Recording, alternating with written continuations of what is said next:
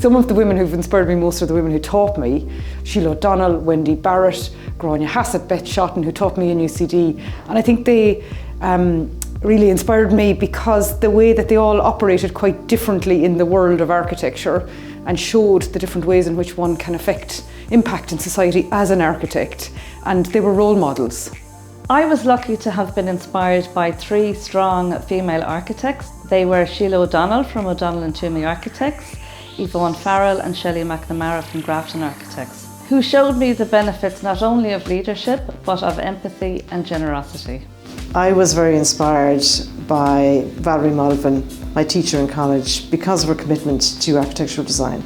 Not only did she engage in innovative architectural design through her practice, she also contributed significantly to architectural research in Ireland.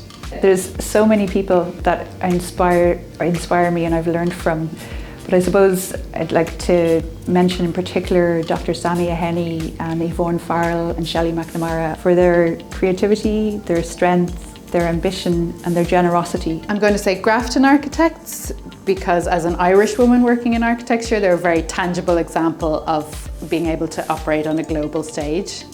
And Muff for their slightly disruptive approach to practice, which I think can be valuable. There's lots of women in architecture that inspire me, but I want to mention my mum because she's an architect and she's run her own practice and managed to raise a family while still keeping a love for the work and never actually wants to retire. The advice I would give to any young woman or any young person considering entering the profession of architecture is to try and do some research into what the profession is all about before entering any programme of study. Try to get to know what the day-to-day working life, the reality is.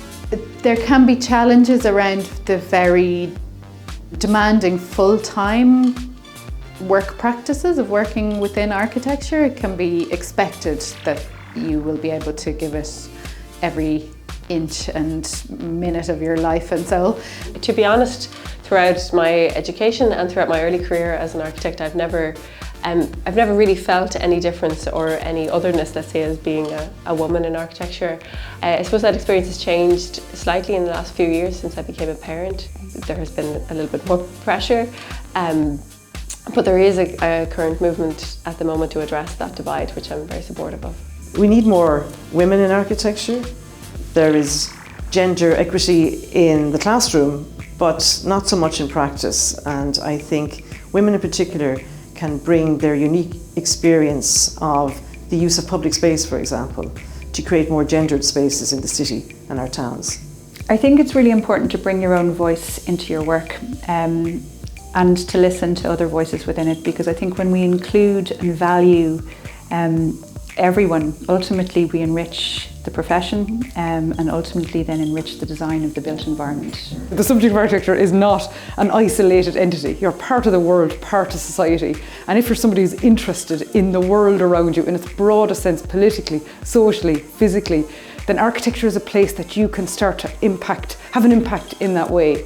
It's a very exciting time. I think it's emboldened every day by the number of women that continue to participate and contribute to the profession. So I would encourage any young woman out there to go for it if it's something you would like to do.